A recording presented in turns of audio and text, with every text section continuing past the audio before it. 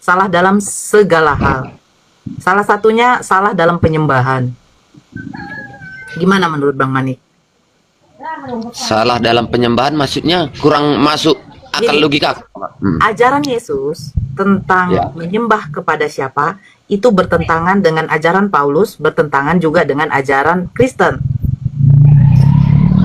Oh, gini Kak. Kalau Paulus dengan Kristen udah beda lah. Paulus kan kami kan Kristen Protestan. Itu dah makanya sama 5. Kristen aja ada 2.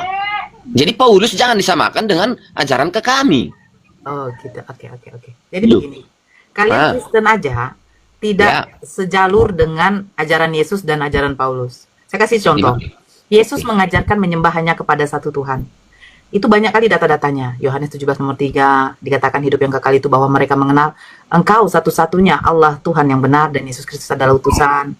Yesus juga mengatakan, Bapa yang mengutus aku, suara yang tidak bisa aku dengar, rupa yang tidak bisa aku lihat. Yesus juga mengatakan, aku bersyukur kepadamu Bapa, Tuhan langit dan bumi. Nah, Yesus ini mengakui bahwa satu-satunya Tuhan itu ada, bukan dia, melainkan Bapa yang ada di atas sana yang menciptakan langit dan bumi. Ajaran Paulus mengatakan apa di dalam Roma 14 nomor 9, sebab itu Kristus telah mati dan bangkit supaya menjadi Tuhan. Yang menjadikan Yesus Tuhan itu adalah Paulus. Nah, Kristen, ya, ajarannya bagaimana? Pendeta mengajarkan di dalam pribadi Yesus itu ada 3, yaitu Bapa, Yesus, dan Roh Kudus. Nah, 3 pribadi ini menjadi satu hakikat, yaitu turunnya kepada Yesus. Nah, kalian ini tidak ada yang sinkron, Abang Manik. Pendeta mengatakan 3 menjadi 1. Yesus tidak pernah mengajarkan Allah Bapa, Allah Anak, Allah Roh Kudus, nggak ada. Paulus mengatakan yang mati dan bangkit itu menjadi Tuhan, itu adalah Yesus. Syarat menjadi Tuhan itu adalah harus mati dan bangkit. Nah, sementara ajaran Yesus hanya menyembah kepada satu-satunya Tuhan, yaitu siapa? Tuhan yang menciptakan langit dan bumi. Nah, jadi kalian ini saling cakar-cakaran. Bingung. Bukan Kakak. Gitu. Coba Kakak buka Wahyu 1 ayat 17. Jangan dibuka ke Wahyu. Wahyu itu Loh. bukan firman Yesus. Loh, memang Yesus yang bicara di situ? Tidak. Wahyu ayat 17 buka. Apa katanya di sana? Memang itu peribahasa Yesus, itu pribadi Yesus katakan. Ya, oke, saya buka ya. Saya buka ya, tenang-tenang. Alfa Omega lagi. Alfamart masih tutup di sini, belum buka. Alfamart belum buka. Bang Mega udah. Nah, kalau kamu mengakui bahwa Yesus itu adalah firman, bahwa Wahyu itu adalah firman Tuhan, coba kita baca yang Wahyu 5 nomor 6. Maka aku melihat di tengah tahta dan keempat makhluk itu, dan di tengah-tengah tua itu berdiri seekor anak domba. Seperti telah disembelih, bertanduk 7 dan bermata 7, itulah ketujuh roh Allah yang diutus ke seluruh bumi. Pertanyaan saya, apakah roh Wahyu Bapa 1 itu bertanduk ayat 7 17 Kak, salah itu. Wahyu 1 ayat 17. Benar. Saya mengatakan begini, kitab Wahyu itu bukan firman Tuhan. Kalau kamu mengakui kitab Wahyu itu adalah firman Tuhan, Bang Manik, apakah Wahyu 5 nomor 6 itu betul bahwa roh Allah itu ada 7, bermata 7, bertanduk 7?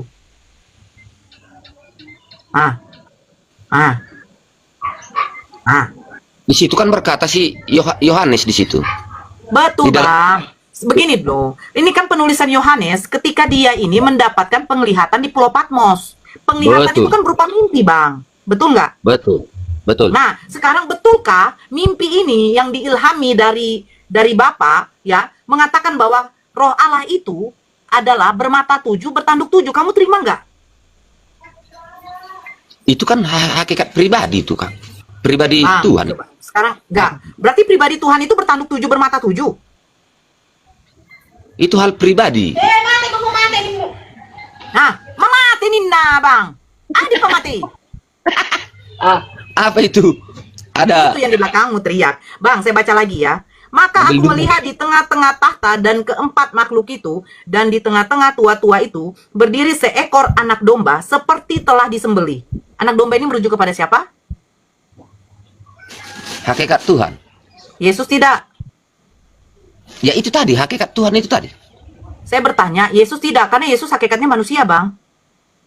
Iya kan, udah saya bilang kalau Tuhan itu kan istilahnya gimana? Dia berhak mau jadi tiang listrik, mau jadi manusia itu hak dia. Tapi kalau manusia jadi Tuhan kayaknya, nah di luar logika itu. Kalau dia Manusia itu jadi Tuhan di luar logika. Oke, kita nanti jadi lompat-lompat. Gini, Oke, kita buka di dalam Roma 14 nomor 9. Nah, itu tadi coba kakak bacakan. Yo, Sebentar Wahyu dulu, Bang. 1 ayat Sebentar 17. dulu, Bang. Coba Abang, kakak bacakan Bang, dulu. Abang Mani, Ada sebentar. di sini. Sebentar dulu, Bang. Abang kan tadi mengatakan manusia menjadi Tuhan itu tidak berlogika. Tetapi Roma 14 nomor 9 coba. Abang simak baik-baik, dengarkan baik-baik. Roma 14 nomor 9.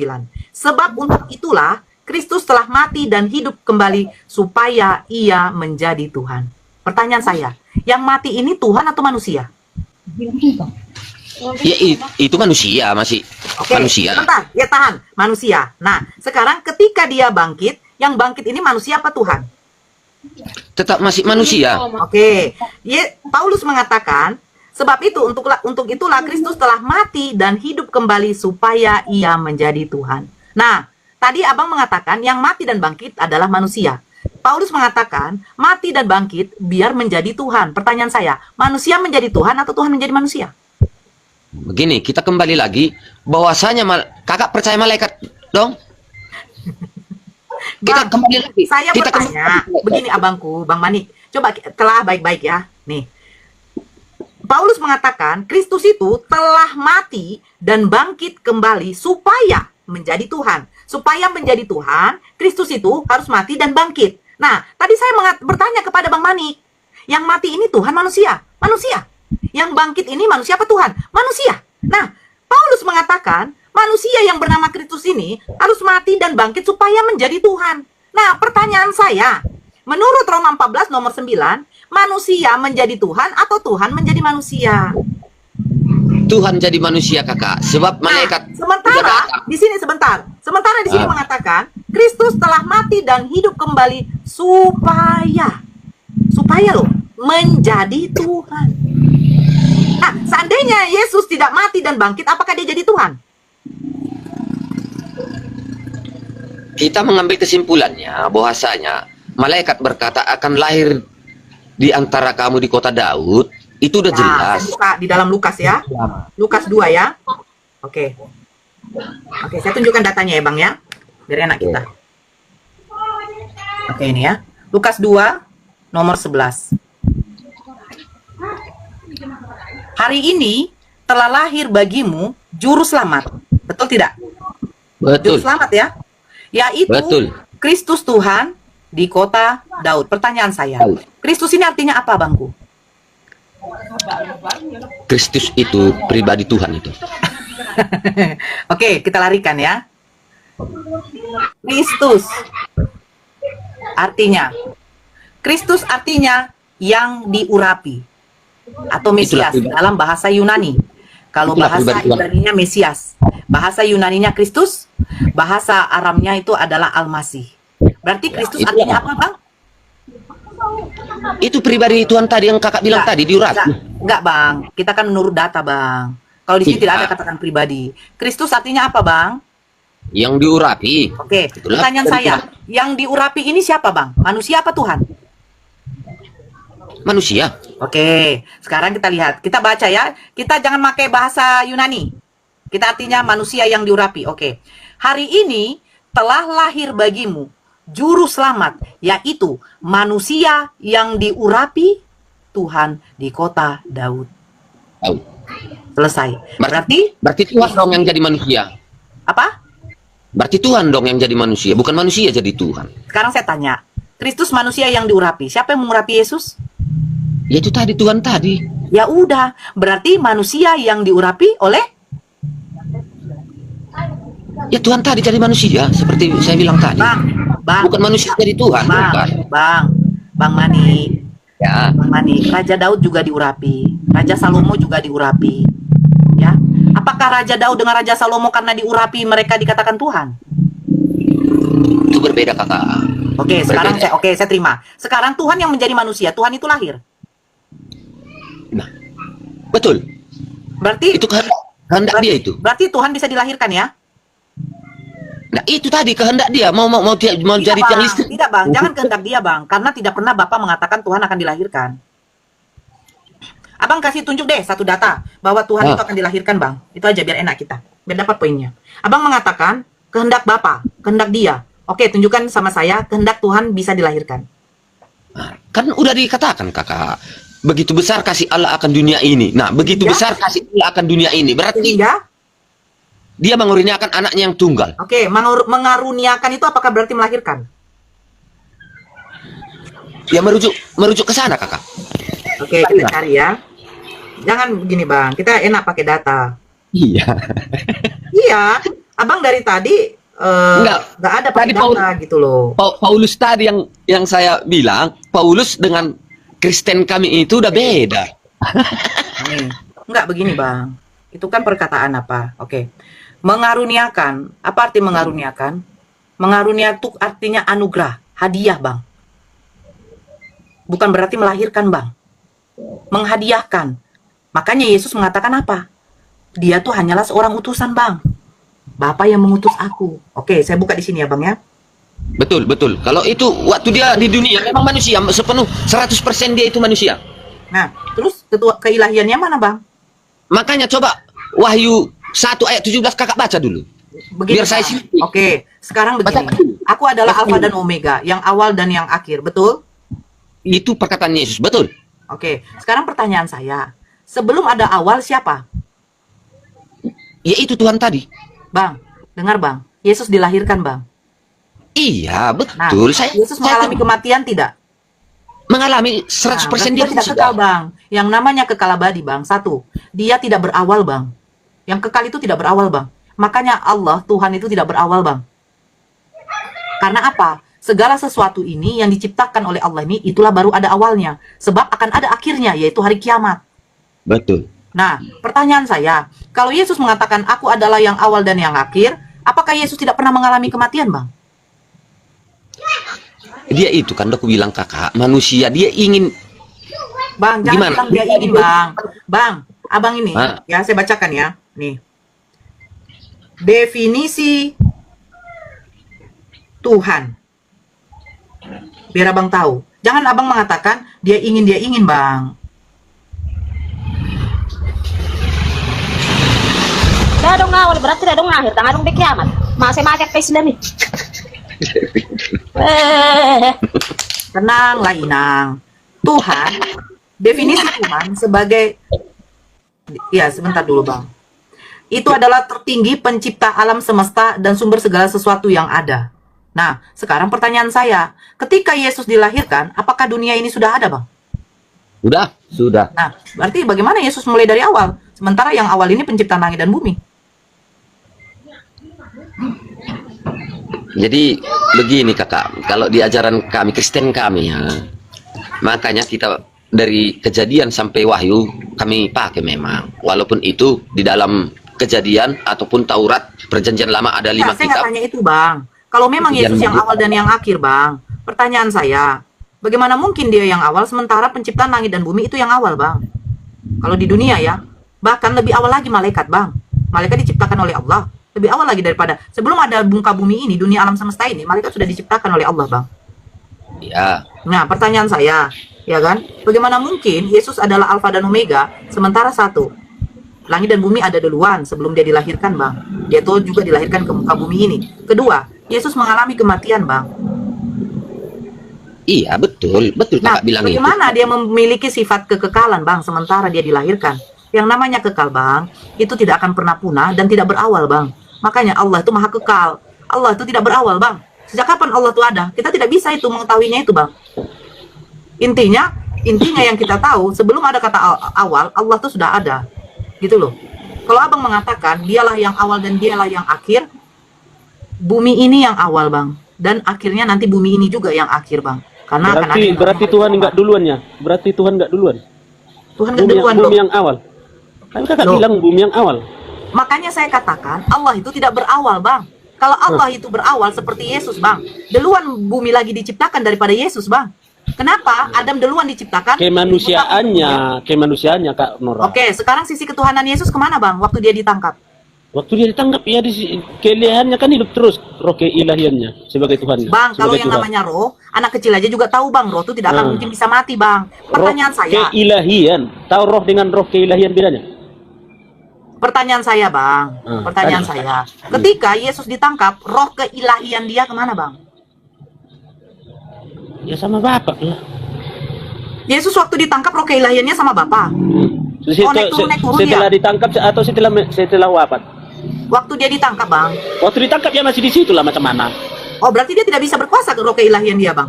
Hah? Bukan nggak berkuasa. Oh, jadi Bukan nggak berkuasa, cuman kan dia maunya sendiri kayak gitu.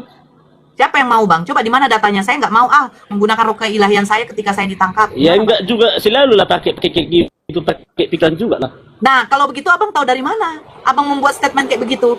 Berarti Abang ngarang. Tidak ada. Inilah tertulis dulu, Abang mengucapkan. inilah dulu judulmu ini, Kak. Kristen selalu salah. Iya kan? Iya, salah dalam lari ke- penyembahan loh, Bang. Enggak, tunggu dulu. Kalian salah Jangan- menyembah. tunggu Yesus dulu, mengatakan sembahlah hanya kepada Tuhanku, Tuhanmu. Jangan Bapakmu. ponismu sendiri. Jangan ponismu Loh. sendiri menyalahkan kami. Nah, sekarang saya bertanya, apakah ajaran Yesus menyembah kepada dirinya? Tukaran berapa? Tunggu dulu. Tukaran berapa?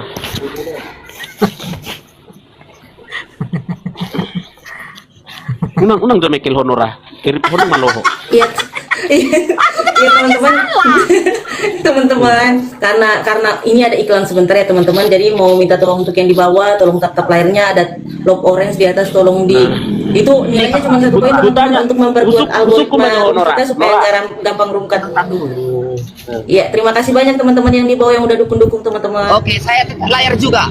Saya juga tetap layar. Usuk aja honora. Pak, mula Bang Mani. Apa lagi yang Tidak pun membuatmu HP bang? apa itu? Kutanya Iya. dulu. Nora, Saya tetap- Nora, Saya kirim lagi nanti. Koi. Nora, Nah, nih. Nora. Ah, Nah, tuh. Kutanya lah dulu Be. kau. Apa yang membuatmu bangga jadi seorang Islam? loh, di dalam Islam itu Bang banyak aturan-aturan syariat kepada manusia.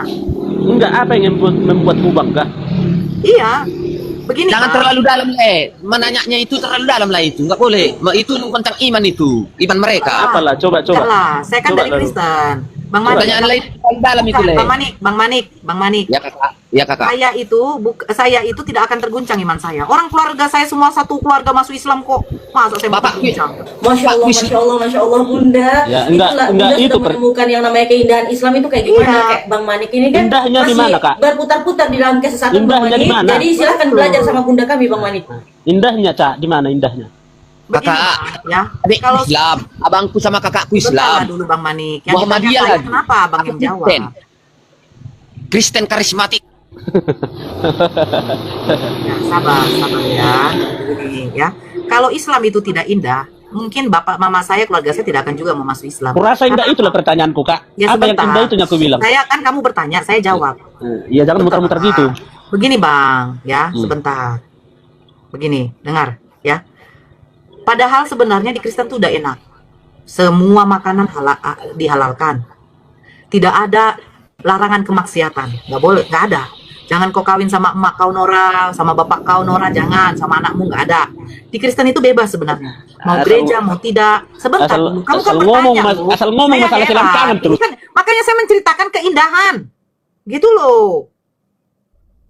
Gitu, makanya diam dulu.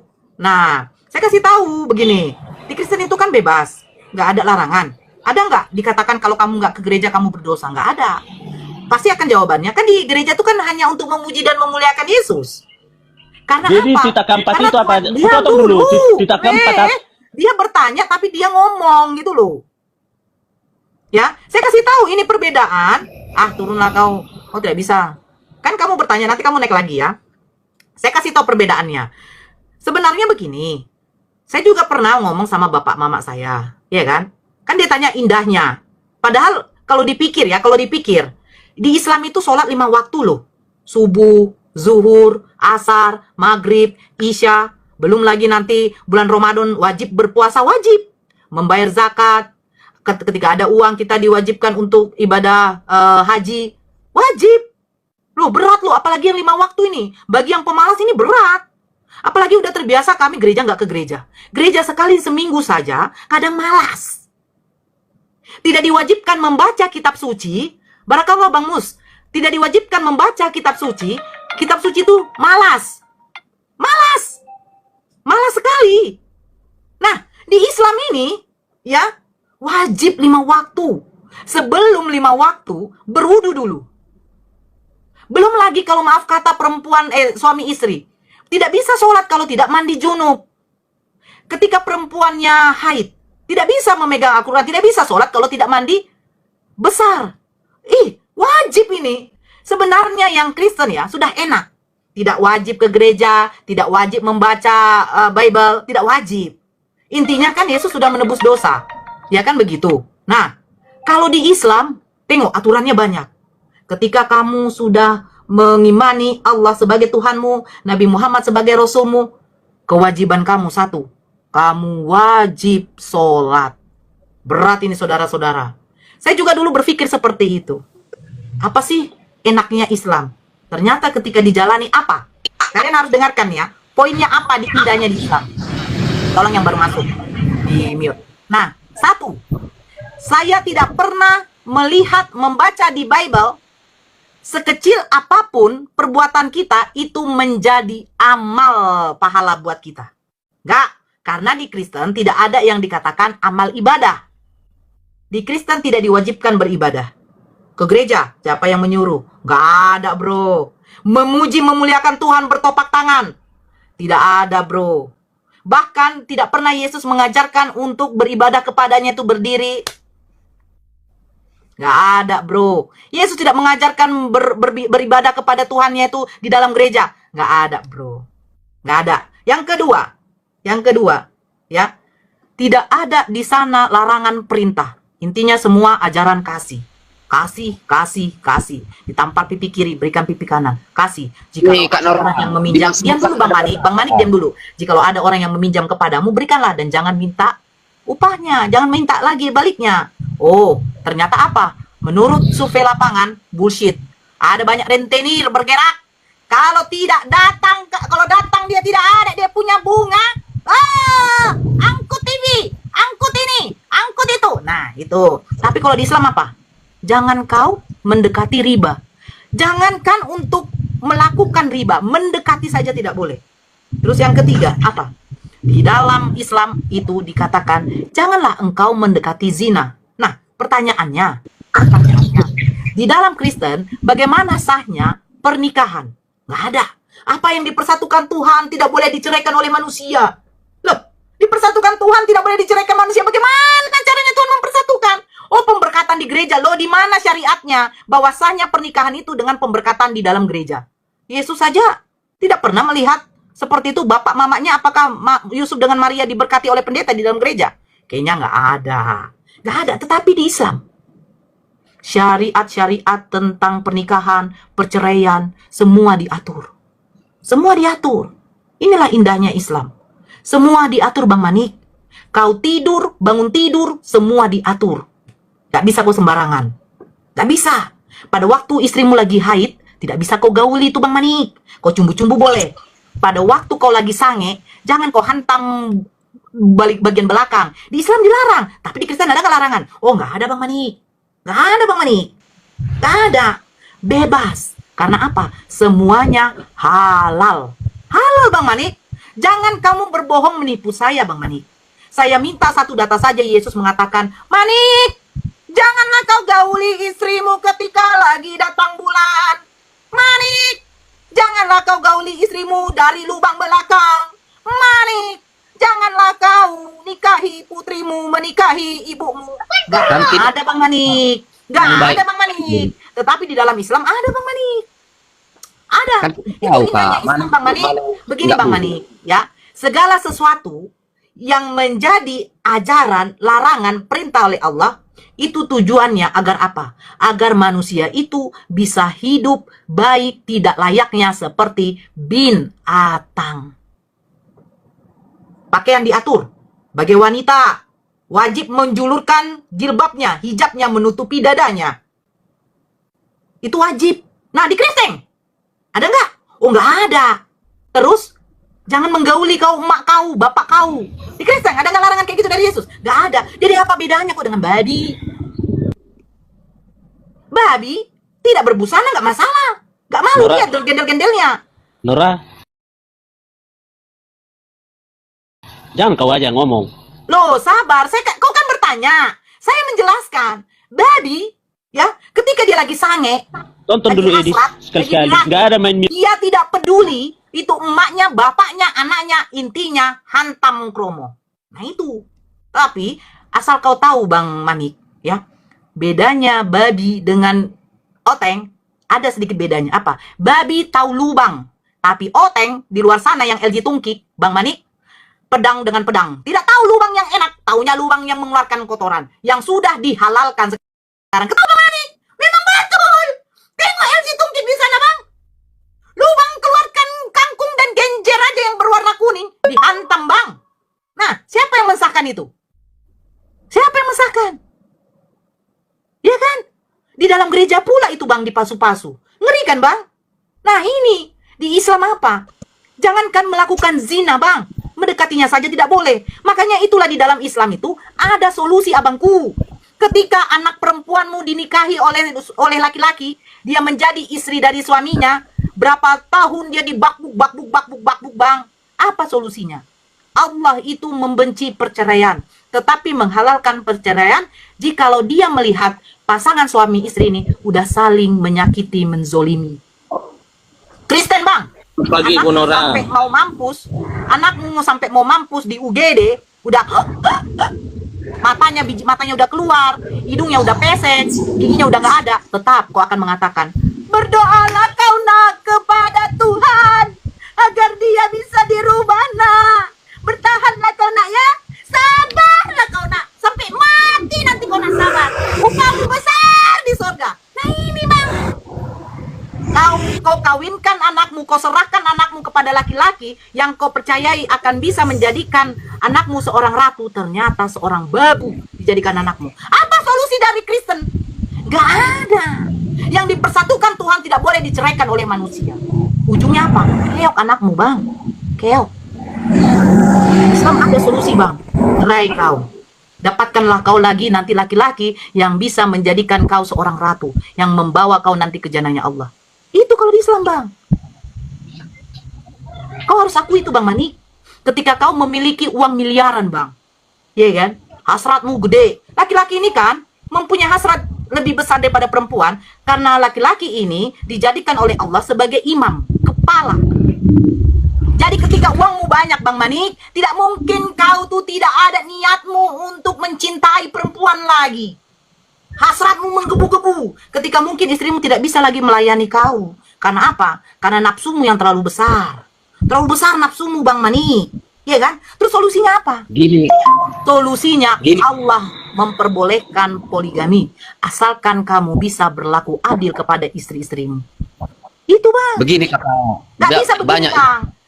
Begini Kristen. Bang, kau dengarkan itu saya berbagi. begininya ya.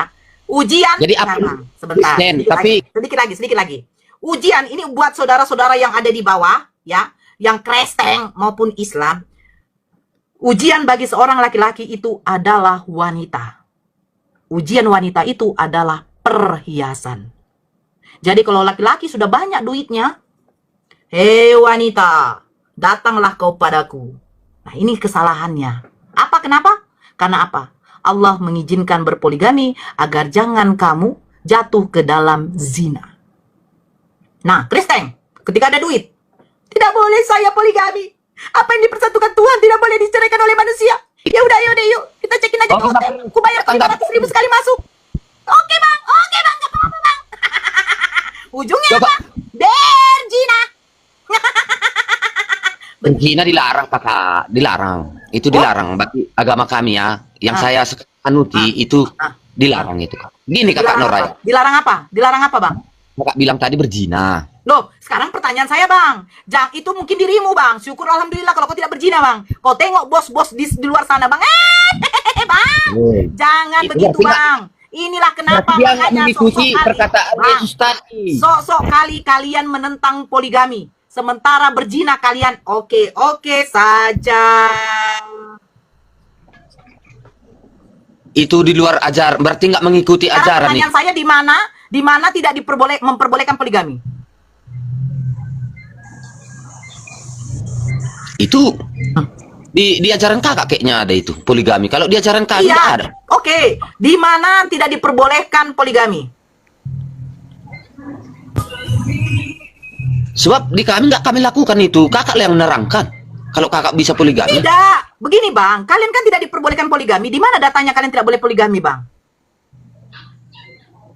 Nah, sebab ada tertulis walau nggak boleh diceraikan, bercerai Bang, pun poligami itu lagi Bang, itu udah zina. sekarang saya tanya, loh, kau jangan bilang poligami itu zina. Daud itu berapa Enggak. istrinya, Bang? Enggak, maksud saya kalau di ajaran kami nggak boleh bercerai. Kalau Nah, bercerai, sekarang pertanyaan saya, poligami itu cerai atau menambah, Bang? nah saya bukan di dalamnya kakak. Nggak Ya, pernah Abang saya tahu poligami itu menambah atau bercerai? itu juga saya nggak tahu mau menambah mau cerai. Kenapa Abang bilang katanya kami tidak boleh berpoligami karena tidak boleh bercerai? Berarti Abang nggak tahu poligami itu apa? Inilah Kristen ya. Poligami Ya, itu bukan bercerai, ini, Bang. Kakak. Bang, kalau Kami diajarkan nggak boleh bercerai. Bercerai pun kalau sekarang poligami itu bercerai atau menambah istri, Bang? Ya, itu nggak tahu saya, nggak pernah Nah, saya kalau lakukan Abang itu. tidak tahu, kenapa Abang mengatakan bahwa kami tidak boleh bercerai? Siapa bilang poligami bercerai, Bang?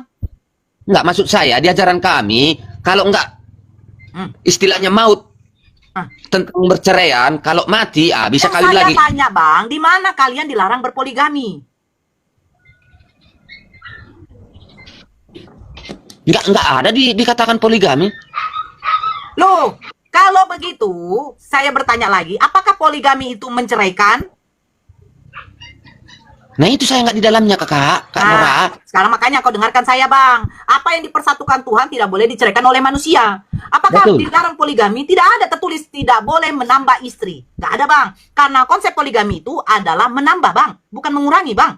Ketika kamu punya istri pertama, kamu mau menambah, nggak akan kau ceraikan istri pertama itu, Bang. Karena konsep poligami bukan diceraikan, Bang. Menambah. Nah, apa yang dipersatukan Tuhan tidak boleh diceraikan oleh manusia. Siapa yang bilang katanya kalau poligami itu bercerai, Bang? Kalau poligami dia menceraikan istri pertama, itu namanya bukan poligami, Bang. Dia akan menikah ulang. Begitu, Bang. Makanya saya tanya sama kalian, Kristen-Kristen. Di mana tertulis tidak boleh menambah istri? Poligami tidak diceraikan. Kamu punya istri pertama, ketika kamu mau menambah, itu kamu tidak menceraikan istri pertama. Disebut poligami, karena menambah istri. Tapi kalau kau menceraikan istri pertamamu, itu bukan poligami, Bang. Kau menikah ulang. Begitu, Bang. Bukan lagi dua melainkan satu. Itu aja lah kalau Nah, pertanyaan menambah. saya, bukan dua melainkan satu. Nah, ketika kamu menikah, emang kamu menikah dua perempuan, satu juga kan, Bang? Walaupun menambah. Ya udah, Satu. apa bedanya? Saya bertanya begini, Bang, di mana tidak boleh menambah menambah istri lagi? Nggak ada tertulis itu. Ya udah, Bang. Jadi Anda jangan mengatakan begini ya, jangan kalian menyerang keislaman dengan poligaminya. Karena di Islam lah yang mengajarkan tentang bagaimana mengapakan istri. Tercatat ya, jikalau kamu tidak bisa berlaku adil, begini, nikahilah 1, 2, 3 perempuan. Kalau kamu bisa berlaku adil. Tetapi kalau kamu ragu-ragu tidak bisa berlaku adil, lebih baik satu saja. Lebih baik. Jadi paham ya, Bang? Jadi poligami itu tidak wajib, Bang. Tidak sunnah juga. Tapi ada yang pura-pura sanggup padahal enggaknya. Kawinnya dia kuliah. Nah, kalau itu, Bang, itu oknum, Bang, bukan pura-pura sanggup. Kan sudah ditetapkan oleh Allah. Jikalau kamu tidak bisa berlaku adil, lebih baik satu saja. Kan dikatakan lebih baik. Tetanggaku ini tetanggaku masih hidup ini. Pura-pura sanggup padahal nggak sanggup. Nah, Tapi ya itu Bang, amburadul lah. bukan begitu, Bang. Itu kan oknum. Contoh, ya kan? Sudah dibilang Abang jangan pinjol. Tapi Abang seperti seolah-olah bisa membayar pinjol. Nah, ujungnya Abang nggak sanggup. Nah, itu kan oknum, Bang. Itu loh, Bang. Jangan Abang larikan ke oknum dulu, Bang. Intinya, ada di situ sudah ada aturan ditetapkan oleh Allah. Bagaimana ketika laki-laki ingin berpoligami? Kalau kau bisa bersikap adil, silakan. Tapi kalau Gini, kau tidak Kak bisa Bra. bersikap adil, kau menzolimi istri-istrimu, kau akan terkena konsekuensinya, yaitu apa? Dosamu akan ada. Selesai, Bang. Sama juga Coba dengan saya sholat, tanya. Bang. Saya tanya dulu Kak Nora. Kak Nora, gini ya kakak. Kakakku yang paling tua Islam Muhammadiyah, adikku di bawahku NU. Ini sama nggak ini Kak Nora? Muhammadiyah sama NU ini sama nggak ini Kak? Oke. Abang sudah bertanya kepada NU Ya. dengan Muhammadiyah, apakah Tuhan yang berbeda? Sama. Kalau Saya tanya Kak. Aku paling tua ya. Ani Burumanik itu Muhammadiyah, itu di Pekanbaru sekarang. Baru adikku yang di bawah sekarang di Medan. Itu dia NU. Bang, Kalau begini, ini kumpul di rumah Dengarkan, sama, Bang. Sebentar, Bang. gini. Nah, Bang. begini. Gak usah begini, saya tahu, Bang. Yang kamu sebut NU dengan Muhammadiyah itu kan organisasi. Nah, mau ke organisasi apapun, Bang. Kalau misalnya, kalau tetap dia punya Tuhan adalah Allah, Nabi Muhammad adalah Rasulnya, fix, Bang. Muhammadiyah, sholat subuhnya berapa? 2 rakaat. NU, 2 rakaat. Cuman yang membedakan apa? ada doa kunut. Nah, kunut itu wajib nggak? Tidak. Kunut itu sunnah. Mau kau kerjakan silakan, mau tidak ya silakan. Kau tanya, zuhurnya Muhammadiyah berapa? 4 rakaat. NU berapa? 4 rakaat. Muhammadiyah bisa nggak masuk ke dalam masjid NU? NU bisa masuk nggak ke dalam masjid Muhammadiyah? Bisa. Bisa, Bang. Intinya, sholat mereka tetap zuhur 4 rakaat, maghrib 3 rakaat, isya 4 rakaat. Sama, Bang. Tuhannya berapa? 1. Rasulnya 1 apa 2? 1. Kitabnya apa? Al-Quran. Nah, tanya Oneness, siapa Yesus? Yesus adalah Bapa. Jadi yang mati di kayu salib, Bapa? Iya. Tuhan yang mati kayu salib? Iya. Tanya Tritunggal, Yesus adalah siapa? Tuhan. Bapa itu siapa? Tuhan. Roh Kudus? Tuhan. Jadi 3 Tuhanmu? Tidak, 3 pribadi, 1 hakikat. Unitarian, siapa Yesus? Utusan. Yang Tuhan siapa? Bapa. Nah, ini kalian saja udah berbeda. Kau tanya Muhammadiyah, siapa Tuhanmu? Allah. NU? Allah. Apa kitabmu? Al-Quran. Siapa nabimu? Nabi Muhammad. Fix. Kalau Kristen punya apa? Gini Kak Nora, kakak berapa? Tadi dulu Bang Abu, saya ada Kakak telepon. 1 kan? Tadi dulu Bang Abu, Oke. saya kemana-mana. Aku gas ya.